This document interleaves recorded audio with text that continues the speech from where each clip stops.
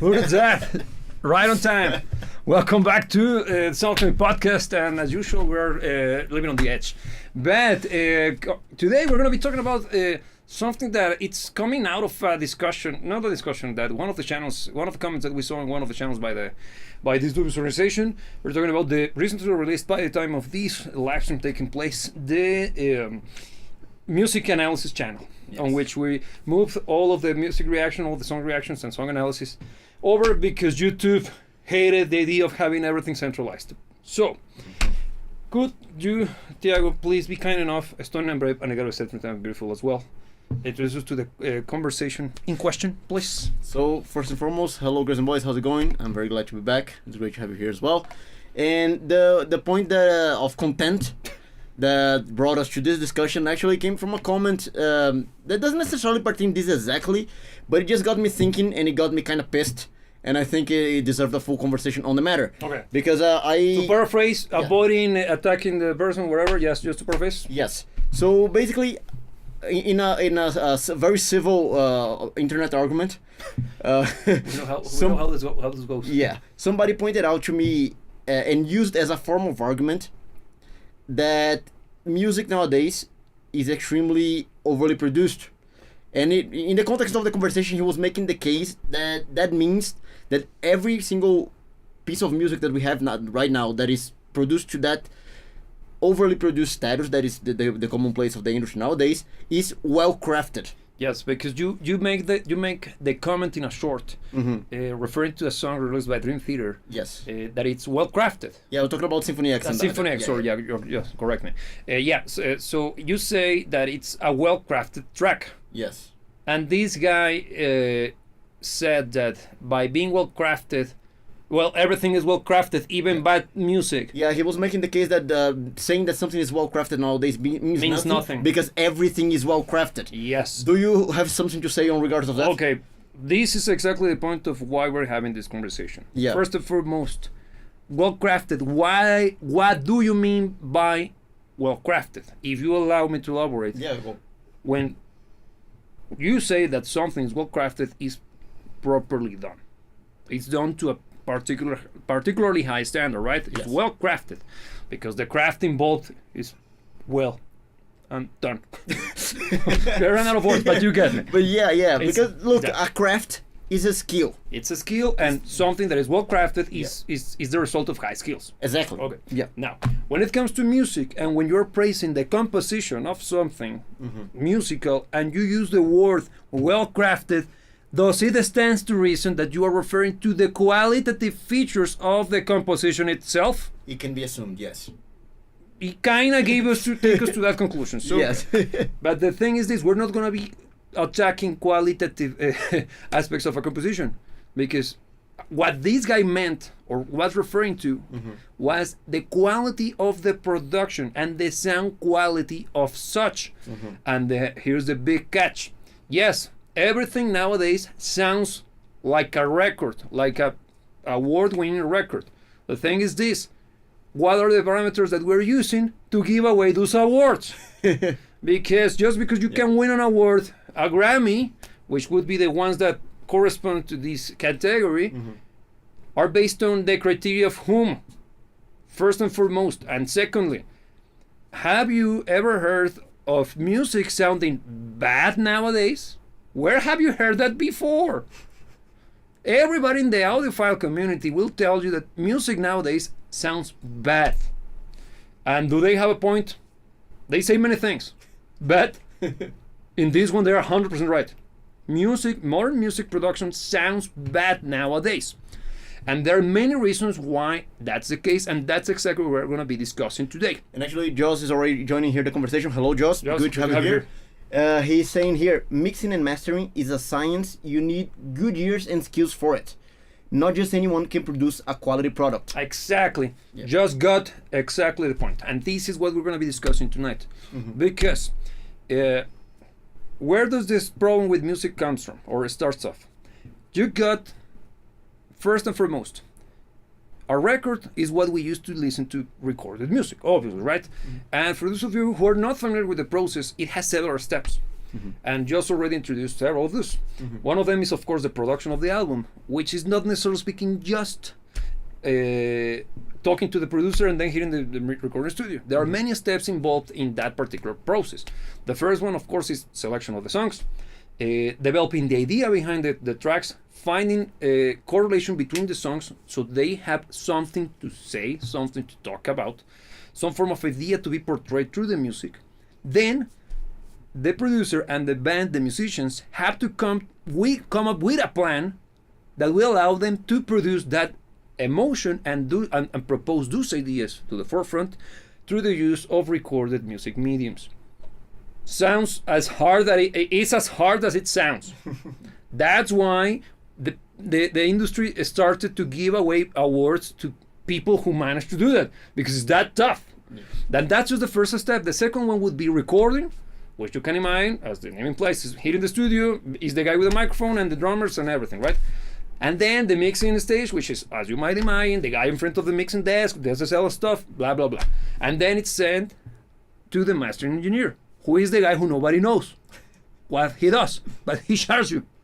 And you have to pay. No, what the mastering engineer does is making sure, first and foremost, a good mastering engineer will add a little bit of extra stuff, sound-wise, a little bit of extra ear candy to the mix before it hits the record itself, before it's being mass-produced, of course.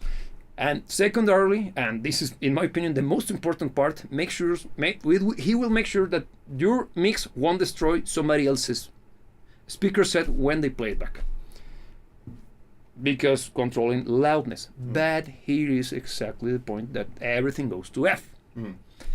When you're dealing with loudness, first and foremost, what does loudness means in music? It's excitement. I'm going to put it like that. When you're listening to music, when something goes louder, you don't necessarily speaking realize that it's louder. It simply feels more energetic. So it pumps you up. It gets you pumped, hyped. That's why when you listen to your jam and you start to get in the zone, you crank up the volume because you feel it more. It gets you more excited. So somebody was clever enough, totally not looking at your marketing department, and they realized that people were already cranking up the volume. So what if we already crank the volume for them? So as soon as they listen to the radio, it's going to be louder than the previous Michael Jackson record, and people will think that our song is better because it's much more exciting, because it's louder than Michael Jackson's. It's not better, it's simply louder. And then the Michael Jackson crowd will, wait a second, they're eating our cake. Make it louder. And then the Madonna appears, wait. So you can imagine where I'm going with this. Yeah, that was the beginning of the end. It was the beginning of the end, and it was Oasis in 1995 when we truly peaked and we jumped the shark, and it's the starting point for what is known as the loudest war. And that is the beginning of the end for good sounding music, because everybody and their mothers pushed the limits of what could be humanly possible. That was a pun. Louded, yes. Because have you ever heard this little known record by the Red Hot Chili Peppers known as Californication? Yeah. It sounds like gas. It's a great album. But it sounds awful because it's overly compressed. Yes. You can even hear the distortion. Yeah. And distortion, it's coming out of how loud the signal got pushed during the mastering or the mixing. I don't know exactly what happened, because if I recall correctly, it was produced by Rick Rubin, the same guy behind System of a Down, Toxicity.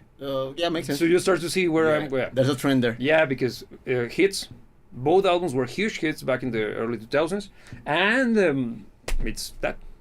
Then we jumped the shark totally when Metallica released Death Magnetic. Oh yes. That album is the loudest, I think, I might be wrong, please correct me if I'm wrong, album in history. I think even the album got sued. There were some lawsuits after the release because people actually got their systems got ruined. Oh, for real? It might be a legend, correct me if I'm wrong, but it's that loud, okay? And many things happened. What are you doing? wrong screen. Okay, wrong button. Yeah. So that's I tell you all of this because music nowadays is produced using those standards. People are pursuing this loud sound because people want to produce music that it's record-like, and ruining, by definition, the whole music aspect of music. if that makes sense to you. Yeah. What do you think? Which can take us to a new point in this conversation. Let me just address here what Josh is saying. Sorry for going on that, right? No, but actually, this is more up your realm, so it makes sense that you cover quite a lot of ground here today. No. But look, Josh here is mentioning, I've heard bad music that is well produced, or rather, bad songwriting produced well. Yeah. And not only, I know what you mean by I've heard, as if it was kind of like an exception, but that is actually the norm nowadays. Mm-hmm. That's what we see the most outside. Yeah, we're gonna go there. We're gonna go there. Yeah. And he's also mentioned here, Kiss always brag they were the loudest band in the world, but sometimes the loudness distorts everything and makes it sound bad. Actually, I will have to correct you there. Often, it's not sometimes, always. Mm-hmm. I will elaborate a little bit more on it. Yeah. The mixing thing, the mastering thing, signal can go to a certain point in loudness before it becomes distorted. So, what we're doing nowadays, through the use of specific tools such as clippers, brick wall limiters and stuff, we're cranking up the volume beyond the point of distortion. That's why we're clipping. We're literally clipping the signal. The highest point in volume is totally cut out of the signal, changing the entire waveform of the sound, thus giving us a completely different take on it. And one of the characteristics of a highly clipped or limited signal, I'm going a little bit nerdy, but I think it's still understandable by people who are not nerds as myself. You get extra high end, and you start to kind of mush that way the lows, which is the heavy hitting factor. You lose a little bit of that, and you also hype up the shh. That's why modern records are tiresome to listen to. Try to listen to anything by picking somebody popular, like what's the Ariana Lipa, one of those one of those cookie cutter. I don't even remember the names. You get me? Any of those blonde chick singing in the 2020s is one of those. Yeah. Moderately pretty, not necessarily hot. So clearly stated, but all of them sound the same. Mm-hmm. It's virtually impossible to detect who is singing. And all of the music has that particular sound to it. There is a tone. Mm-hmm. There is like, it hits you hard. It's in your face, but it's tiresome. Yeah. It's very, very tiresome. Now, coming to the comment regarding Kiss, I think they meant loud on the stage.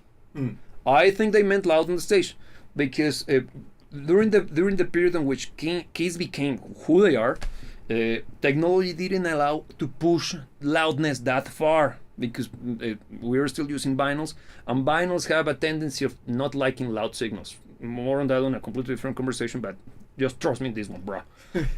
Yeah, so records on vinyl tend to be way lower, preserves way more dynamic range. That's why audiophiles go after those vinyl records.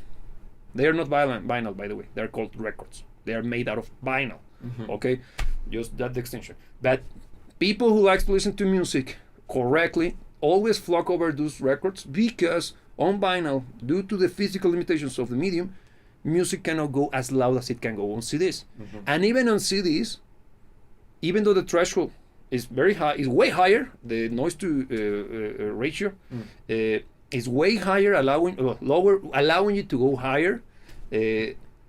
Records before 1995 were still produced under that standard. Mm-hmm. Do you have anything to say? Yeah, because I went down. Yeah, no issue. You mentioned kind of passingly, but I think it's a very important point in this whole conversation, because you mentioned the escalation of trying to pursue a sound that sold. So now the marketeers had their data of, okay, a sound like this sells. Sure. Let's make it like this. And then the pursuit for a very canned sound began. And something that was artistic in nature, because you can think of, for instance, bands, let's say from the 60s and 70s. You think of your favorite band from that era, they had a sound to them. Even the recording. The recording itself, you heard that, let's say you were coming across a new song that you never heard before. You could pinpoint, okay, this is a song from Led Zeppelin. This is a Rush. Song from Rush. They had a sound. Yeah. Because even the mixing process, the production process had a personality to it, had some artistry to it. Yes. And now, from your music producer perspective, What do you think has happened to that, and what's the consequences of this whole new approach to music making? I think first I'm gonna come back to the comment that just made a few minutes ago regarding bad compositions that sounds like $100 million production. Yes. First, let's begin from there. Nowadays, the tools that are required to produce a track are accessible to basically everybody. They are not expensive at all when compared to what they used to be back in the day. So nowadays, everybody with a laptop has enough tool sets to produce a record. The quality of the record, your malice by my worry, but the thing is that I didn't fix that thing. Okay, where? I'll fix it. So the thing is that this distracts me. Okay, that's it. Thank you. Yes. So the thing is that those tools, I'm gonna keep my hand gestures in control. So the thing is that nowadays, people who doesn't develop the musical taste and the musical skill are producing records. That's how everybody starts nowadays.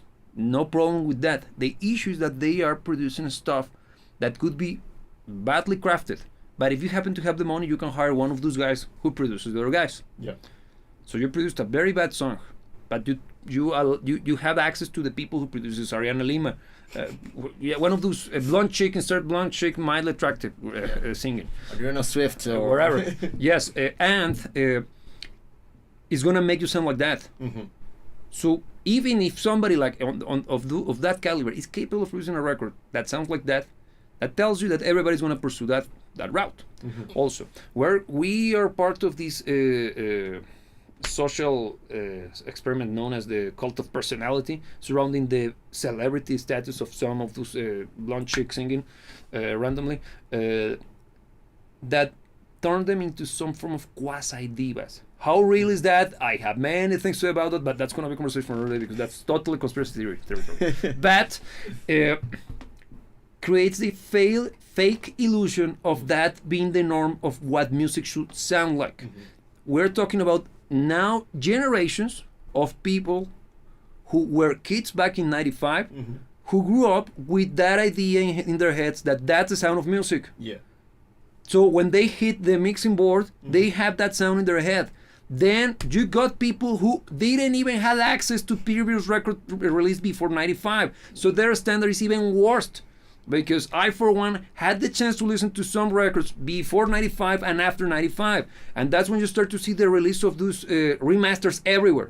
A good example, and I would like to invite you to do this research by your own. Look for the waveform, the design, the shape, the visual representation of the sound of the Beatles records, and then compare them to the sound of the remasters. Just for you to see the insane change to the entire thing, loudness wise. That totally ruined several songs, destroys any form of music, classical music approach on which dynamics are king, on which you have to have those moments of quietness that clashes with those moments of insane loudness that adds emotion.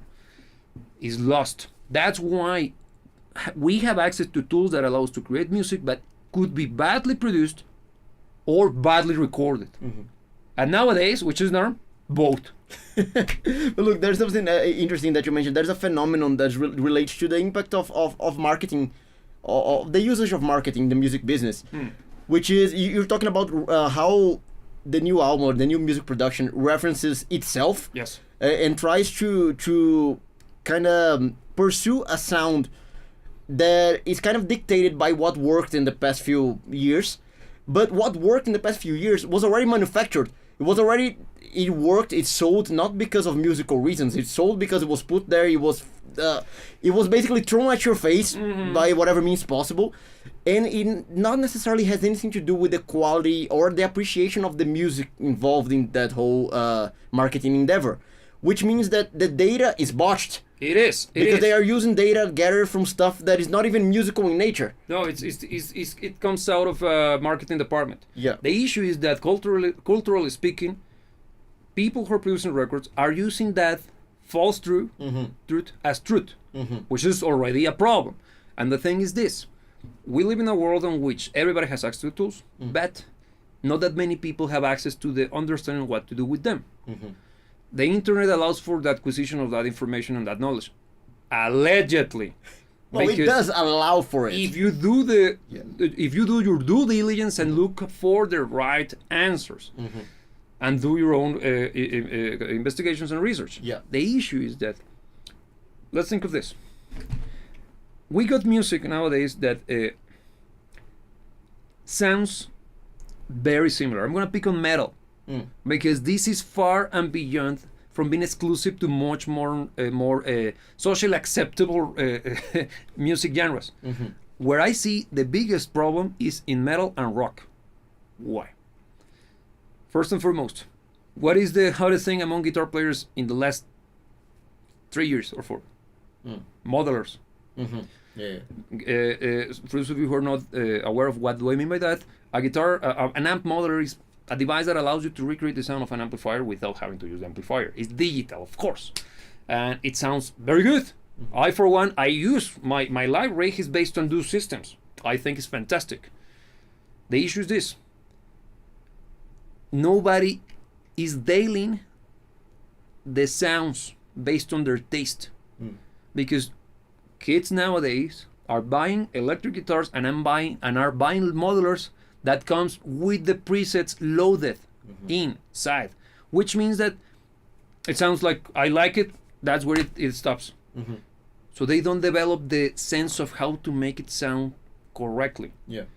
And they are using somebody else's taste.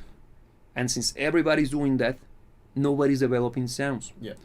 Coming back to what you said about being able to detect the sound of a band just by listening to the quality or the particularities of the recording itself. Think of Eddie Van Halen. Does his guitar sound like John Petrucci's? No. No. Very different. Impossible. Now, of course, I picked different eras, but relevant to each other. Let's think of Steve Vai and Joe Satriani. Joe Satriani was Steve Vai's teacher. Do they sound the same? No. No. Why? Because both develop their own sounds. Both have spent the time developing and crafting something that speaks to them and allows them to present their ideas to the masses in a musical fashion. It's not happening anymore because people are very used to using presets or using pre-established stuff. How many people are rocking actual amplifiers nowadays? Live. Nah, man. Because it's way cheaper buying those modelers, which I love. I think they are a great technology. They're quite efficient. Very efficient, and somebody who has toured and shit. I appreciate the fact that it's easy to transport. And it's very, very, allows me to rest assured that it's going to work because it's way more stable than a valve amplifier. But in the studio, man, no, man. Anything should be recorded through the use of the real deal because that means that you have to spend the time creating the tone and crafting a sound, because you can see now that if guitarists don't like that, what stops the rest from sounding the same? And especially in metal, you can even see and hear. I can even think of many, when it comes to drums, they are replacing the entire drum kit. For those of you who know, sound replacement is actually you use a sample to be the one that you hear instead of or on top of the actual hit of the stick on the drums. Creating a much more clinical, better, cleaner, much more precise sound. And you can even tell after a few years of doing this which library they used. That's a very nerdy ear you got there. But the thing is that you get to a point, nothing is exciting, nothing has personality. But look, you there's a little word that you mentioned here that there are a few times. Socks? Craft. Oh, crap. Well, crap is the result of not tackling that correctly. Yeah, you got comments. Yeah, but in relation to what I'm about to say, so I'm gonna tackle that. To develop sound crafting says it there, right there says it all, is a craft, is a skill to have.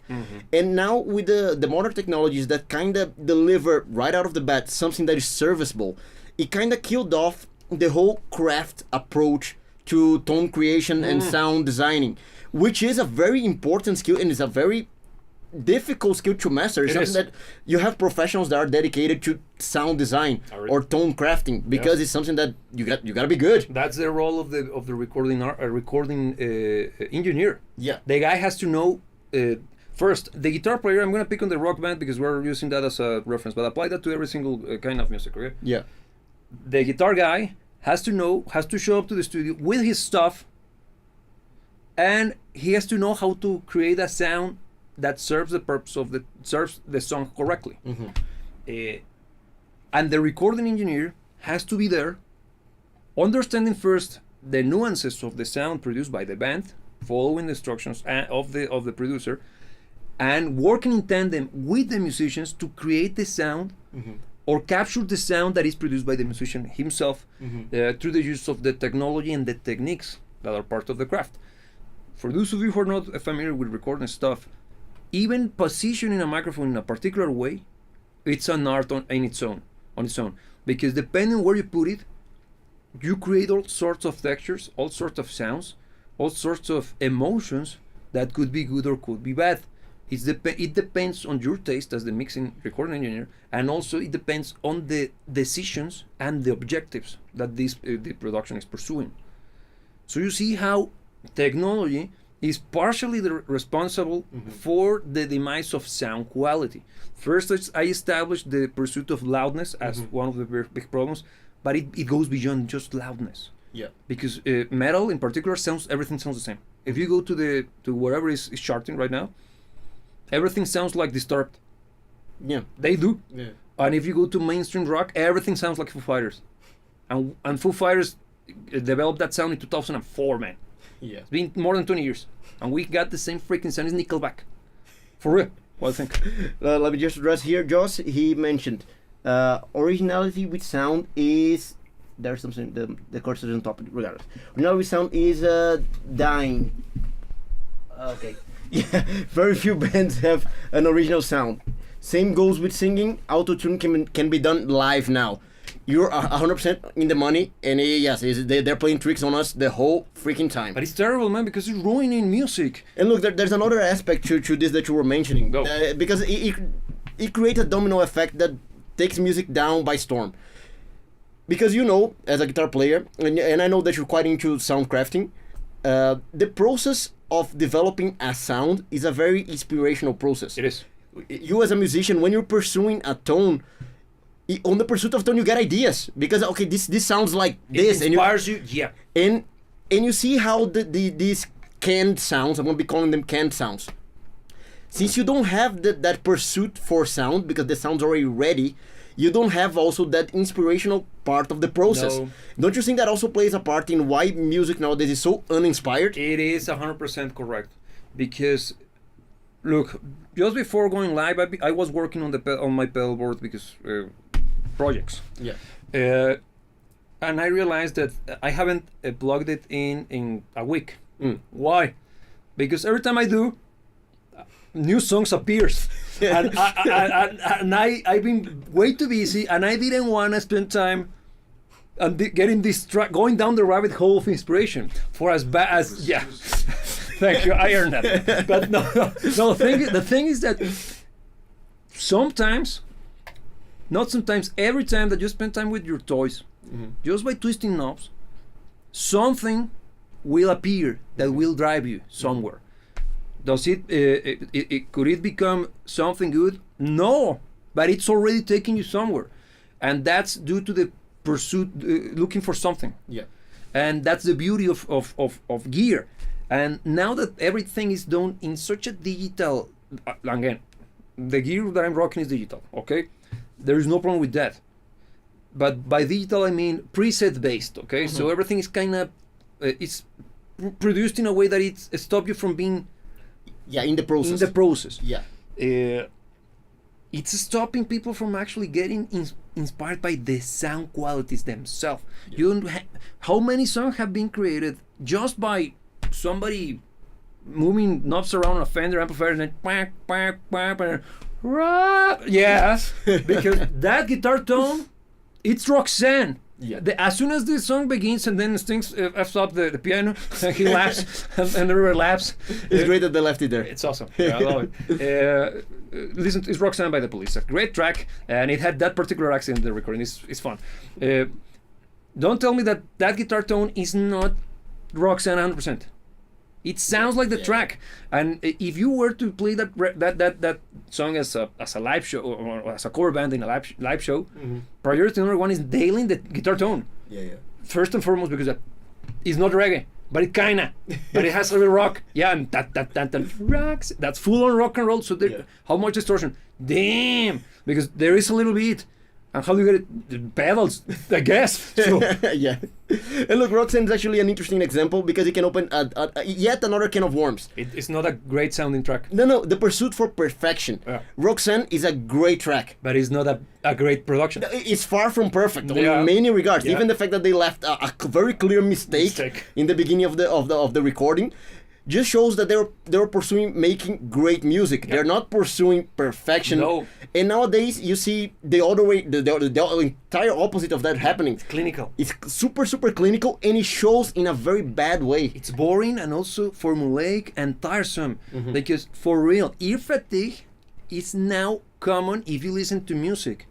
I try to listen to my music as low as I can, because of course being a mixing engineer has stopped me from enjoying life. That in more than one way. So inspirational for the future mixing engineers out there. All of you pursue this career, get prepared because it's not gonna be fun. Okay, but my life is as besides listening to tracks that I would you even myself, there are some songs that I would blast, but nowadays, if I'm dealing with a recently released remaster, I have my gripes. But not. It depends on how recently released, because one thing is happening, and this is actually a little bit of hopium. Okay, I don't know if you're aware that that people nowadays listen to music using streaming services. Have you seen that? Have you heard of it? Passively. Yeah, through the grapevine, right? Yes. Well, everybody's listening to music on streaming services nowadays. Nobody's buying CDs. I actually have some CDs that I bought a few days ago, but whatever, that's a complete conversation. But are you aware that there are loudness limits on those streaming services that are quieter than what used to be the standard that was created out of the loudness wars that took place during the late 90s, mid 2000s? I actually knew because you told me. Yes. So for those of you who are not getting it, that means you're sane and you are not wasting your time in the pursuit of this career. No. For those of you who don't know what I'm talking about, there are ways to measure the dynamic range and the loudness of a track. Is done by the use of a measurement system. I'm not going to go into details. That is known as LUFT. Okay. LUFTS. Look it up if you want to know more. But in this case, we're dealing with a standard that has been established for those streaming services. So music, it sounds as loud as so tracks in the system are not louder than the previous ones. They're trying to preserve some form of consistency. Any track that is louder than that is gonna be lowered in volume. Fix the angle, please, because I know what happened. It's my mistake again. So the thing is that if you upload a louder track to the service, it's gonna be ducked down. It's gonna be lowered in volume by artificial methods. It's squashed. But if you drop it at the right volume, it's gonna go untouched. And believe it or not, that loudness ceiling is way quieter than before, but by orders of magnitude. That's what you're seeing. Everybody of those legacy acts re-releasing remasters again. Why? They did the first remaster to go louder, and now they're going down. They're going quieter. So that's great. That's awesome, because if you have the chance, if you're on the lookout for music, give it a try to the if you see a remastered version, first check from which era that remaster comes from. If it's the 2000 and something remaster, chances are it's gonna be the 2000 something is gonna be the loud one. But if the 2018, 20 something remaster, chances are that it's already quieter. But there's a good tendency there. It's a good tendency coming out of the evil incarnated itself, Spotify. But, We take our victories where we can get them. yeah, well, you should. As period as they might, maybe. Yeah. But so, music is starting to come back to a much more manageable way, at least sound-wise. But how many of those records are just lower in volume? That's up for debate. In the morning, we were having this conversation. There is an album that I always use, and maybe you have seen me talking about it before. It's ABC's Lexicon of Love. I consider it to be one of the best sounding records ever in history. It's a fantastic sounding record, and it's great music. Yeah, the music's It's excellent. excellent. It's a great album. And the album sounds beautifully. The thing is that there was some form of fun controversy surrounding the latest re-release of the record. This re-release, first and foremost, was remixed by Steven Wilson. I happen to be a huge Porcupine Tree fan, and Steven Wilson is the guy who used to sing for the band when the band is active, whenever he likes it. And he has a solo career as well, but in my opinion, he's better when he's in Porcupine Tree rather than when he's doing his solo stuff. Tell me what you think about that. Change my mind. But he's also showing great signs of being a good mixing engineer, because he's a great producer. He has produced some Opeth records. Their best albums, in my opinion, were produced by him. Which one? Can you recall which albums are? Watershed. Oh, okay, it's a very good one. Yes. Yes, Watershed, and the previous one, the sad one. It's not the Damnation. It's The sad side of the damnation. Deliverance. No, Deliverance is that's a heavy one. You know that one. Yeah. Opeth. Okay. Yeah, good band. Good band. Check it out. It's black. It's death metal, progressive death metal. But that album is sad as F, and it has no guttural singing, not even distortion. Whatever. Great album. And he remixed ABC's The Election of Love for Atmos. And lo and behold, when the Atmos mix got released, all of the fans were happy and rejoiced because the songs were quiet.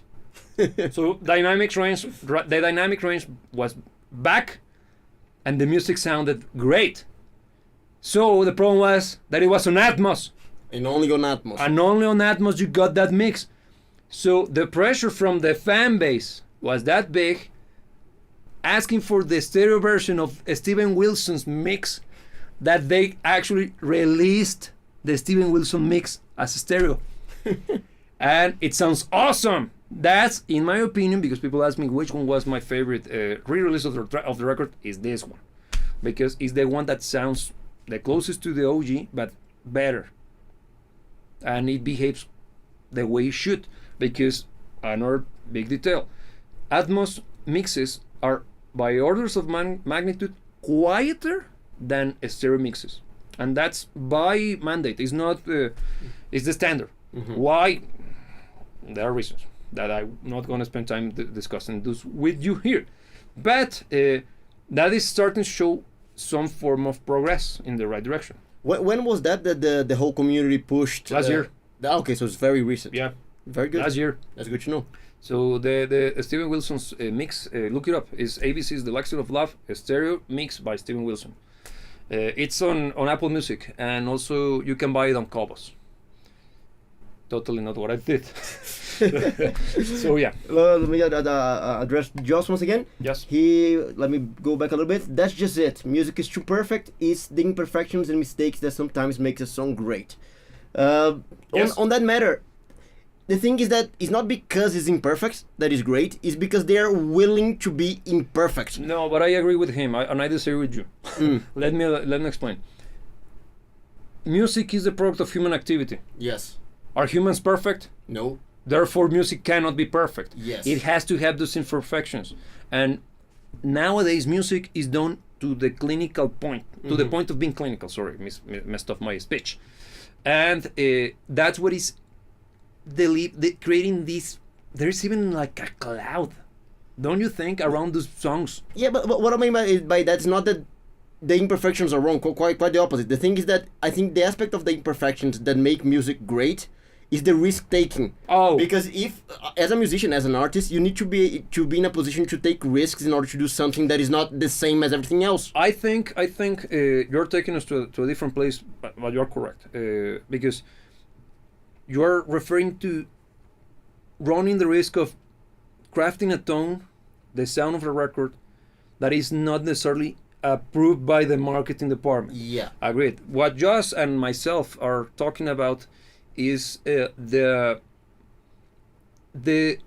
human aspect of recording music that is being lost, because I have shown you how drums are quantized and set to perfection.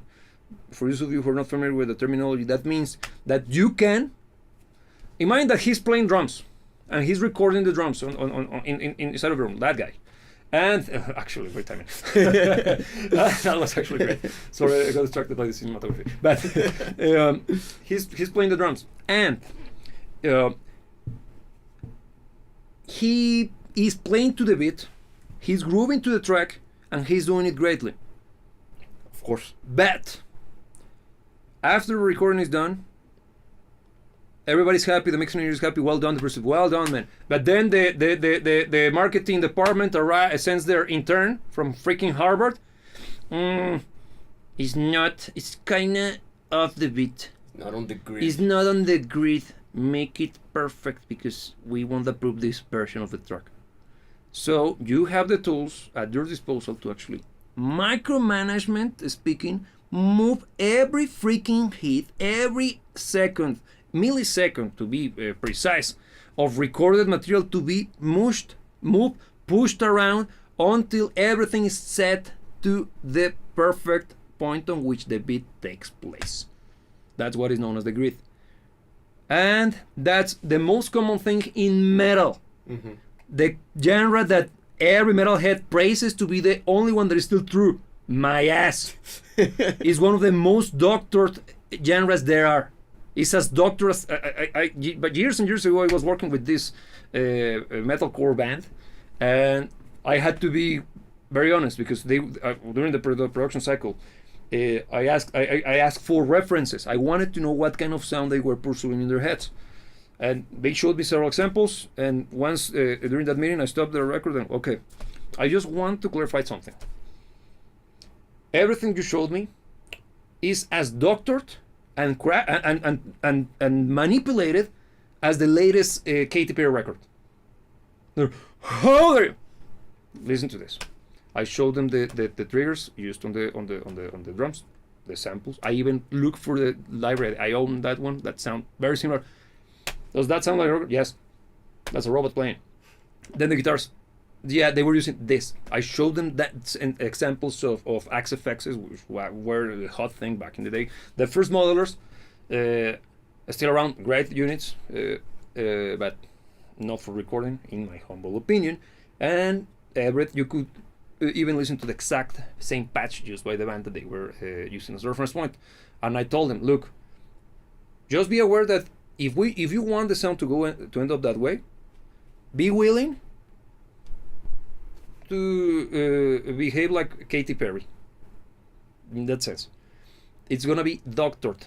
Your record will end up. Chances are that it will be half the computer and half your performance. If you're lucky. If you're lucky. So it's on you.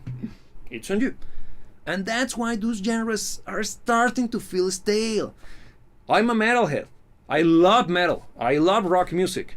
But I find this particular pursuit of perfection to be sickening.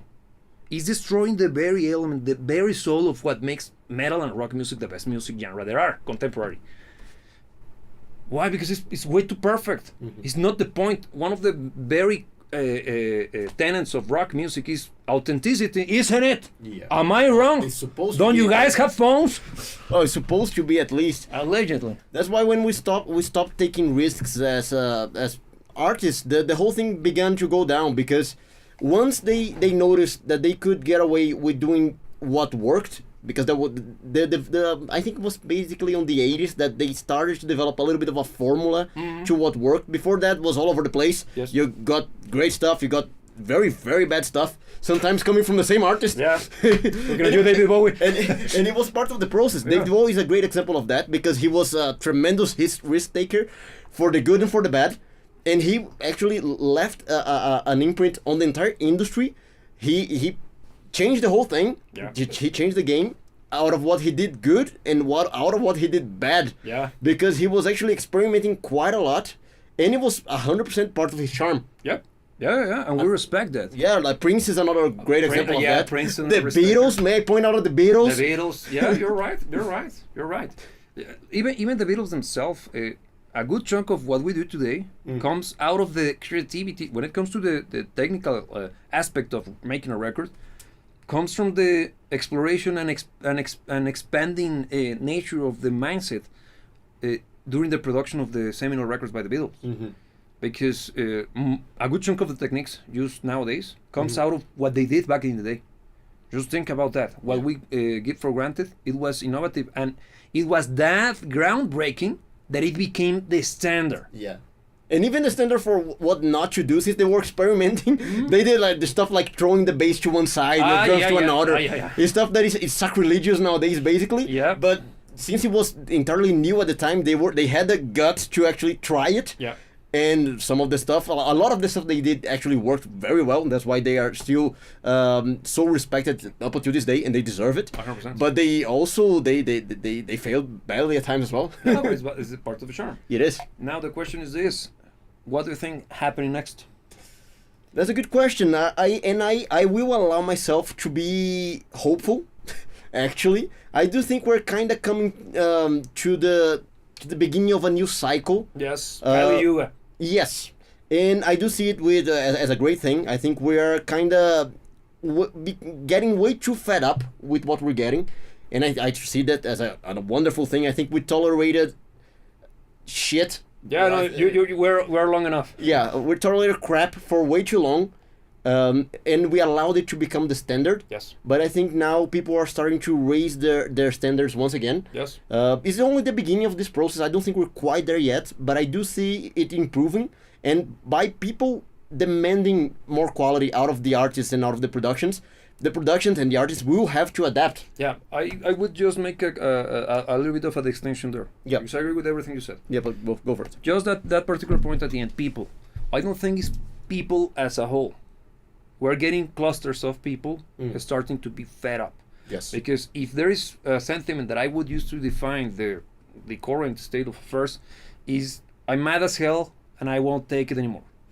Because people, not necessarily speaking, are aware of what's wrong. They simply are up to here with it. Yeah. And little by little, out of that anger, they are realizing what's wrong. And I think little by little, people will realize that, wait a second, my music sounds like ass. At this point, we just want music that doesn't suck. Yeah, that's why even that title is awesome, and I love it so much because I don't care if it's good.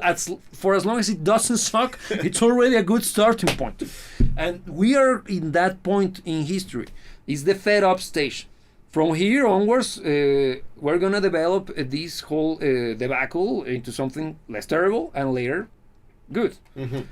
And for example, there is a huge development when it comes to people buying physical media. Mm-hmm. It's starting to see a resurgence. Even if you don't have to trust me in this one. Do your own research and you're going to see that even CD sales are starting to ramp up again after 20 years of going down. Yeah. And vinyl in particular has been the most successful, even cassette tapes, man. But I don't get cassettes because being here, they sound awful. But there's nostalgia. But they do have they do sell that. That's a terrible format. Yeah, because there's an argument to be made about vinyl, but no vinyl, cassettes? But cassette sounds awful, man, and it has everything wrong with everything about cassettes is awful. Change my mind, It's always scientifically proven. So, but the nostalgia factor is there, and from what I have seen. I tend to spend a little bit of time whenever I have chance doing some research. Well, as a musician, I want to find inspiration on what's going on. Mm-hmm. So I want to understand the state of affairs in the mindset of the audience, the people, right?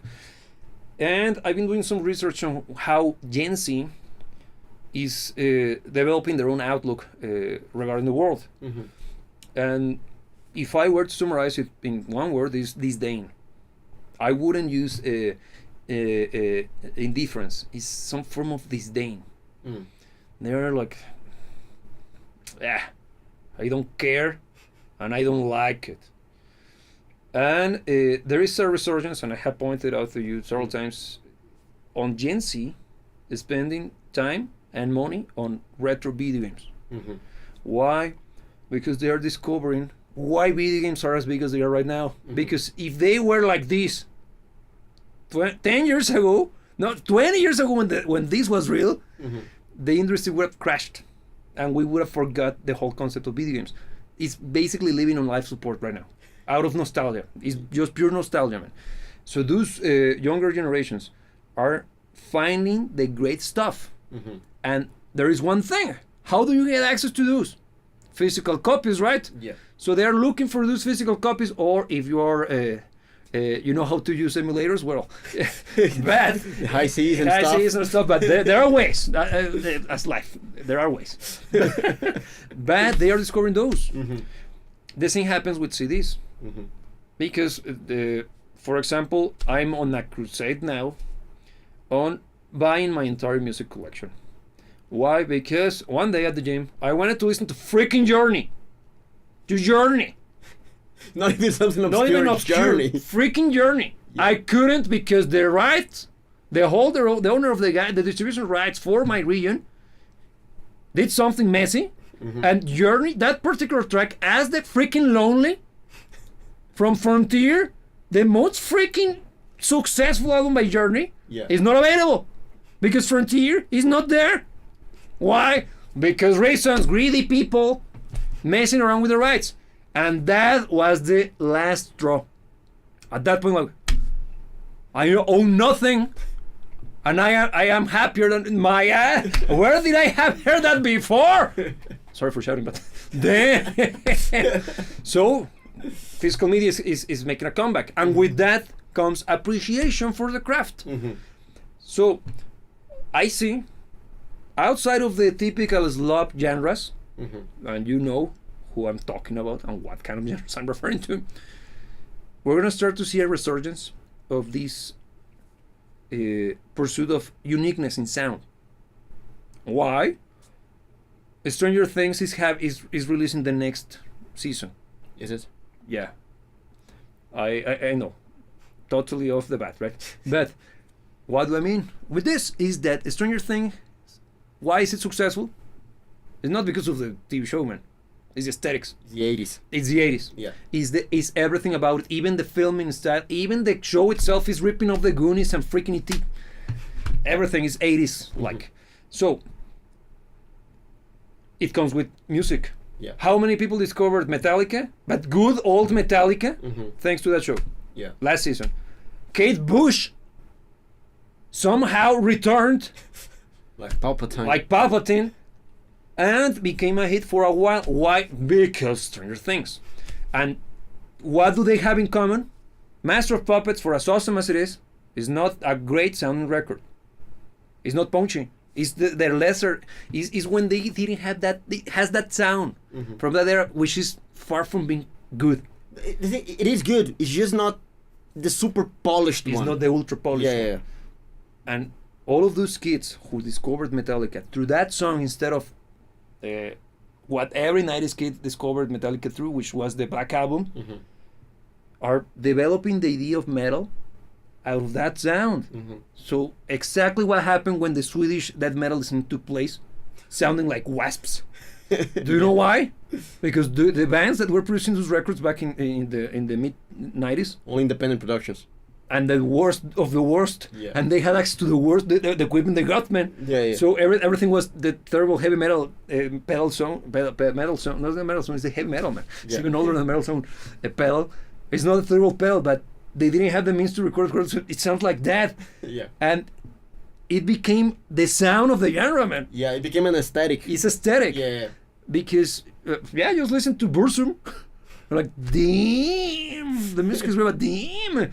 Wow. But the quality of the audio, of the sound, it started to be attributed to the quality of the music, Rather and than, and a very interesting Hodgepodge happenstance, Euro catastrophe happens. And I think the same is going to happen with this. Because all records have been discovered. Yeah. Fleetwood Mac, thanks to freaking Marvel, became popular again, and not the more recent stuff. It's the old stuff. Yeah. So you got a generation that grew up with The Chain, and even though it might be a remaster, it has sound. It's not sound. It doesn't sound like any insert blonde chick pretend to be singing in front of an audience. Yeah. Totally not manufactured. It sounds like Fleetwood Mac. Yeah. So I think we're gonna see a revival not far away from today, man. Because this new generation of musicians, this new generation of music producers, who got introduced to Fleetwood Mac in the mid 2010s, are now adults. Yeah. No longer kids. So you see where I'm going? Yeah. We're out of the woods almost. Finally. And look, Josh, you're saying we're ready for a revolution in music. Yes. And it's happening. Yeah. It's happening already. It's already happening because did you know that the Oscars took place yesterday? No. Nobody gives a damn. Who cares? Yeah. And that's the point. Yeah. That's the point. The Oscars and the Grammys and everything, all of those establishment BSers are the ones who used to dictate what was hip and what was cool and what was culturally speaking correct or approved.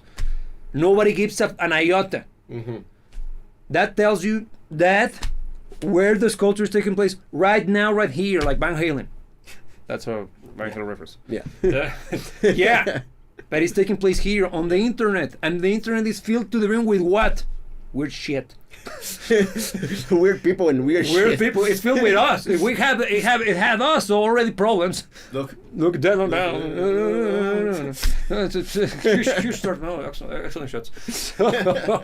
So I think we're already at the beginning of this revolution. It's actually interesting being hopeful for once. Yeah, I for one tend to be the crow, bringing the bad omens.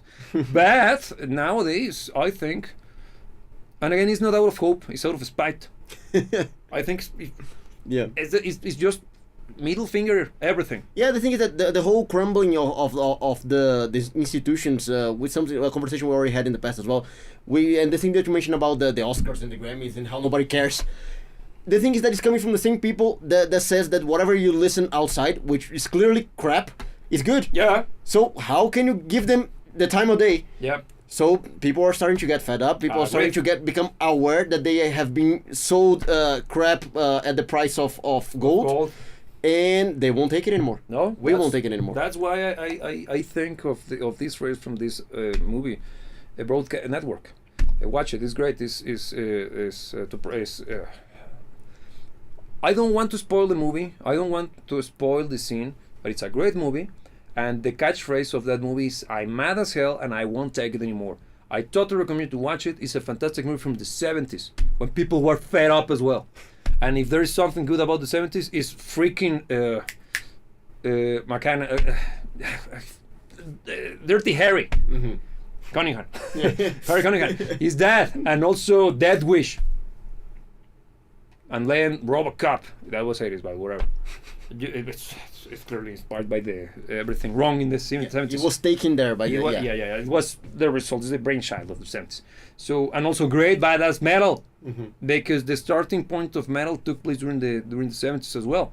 Why? Because people were fed up, were angry, and the audience was already up to here with disco, because we all know that it sucks.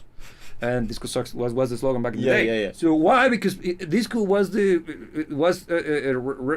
equivalent to what we got right now as passes a slop. The problem is that disco is way better than the slop. It's not. I mean, disco is not even a slop. Yeah, even the standard for crap went lower as well. Even for crap. Even for crap. Even we got bad taste for shit. So on that note, take some. There was another comment. Yeah. So just saying that it used to be video killed the radio star. Now the internet is the new killer. Yes. 100%. Yes. It is. And the business is good. That was a mega reference. So with that said, well, thanks for joining us in this conversation. Well, I had a good time. Don't know if you had a good time. And we have these conversations every week. So if you're just coming from the first time, you can ring the bell, subscribe to the whole shebang, so that you're notified for next time we have this again, and you can be a part of it. And those who are legacy people, please be mindful to subscribe, or remind yourself to subscribe to their channels, because we had to move all of the operation to 3 different channels. Bardon Music is the main one, but it's the one where we will have these discussions. This is more musician-driven content. We have to move and take out all of the music production and mixing stuff to its Bardon Music and Mixing. That's actually the name. Bardon Music Production and Mixing. Yeah, we gotta be precise because the freaking algorithm hates us. And all of the analysis of great sounding records and everything that is like that is now part of Bardon Music Analysis. Yeah. So please make sure that you subscribe to this as well if you are one of those OGs from this channel, because some people have been showing up and popping up on their channels. Thank you for being part of the journey and supporting this dubious organization. So yeah, now after the commercial, my final take is get pissed, get mad, but do something about it. Use that anger to fix the world, because this is a huge mess. But it can be fixed. And if it cannot be fixed, it can be avenged. That's actually a Marvel reference, when Marvel still had a soul. You're saying. So, the only thing left is don't let anybody tell you what to dream about. And remember, they will see you when we see you.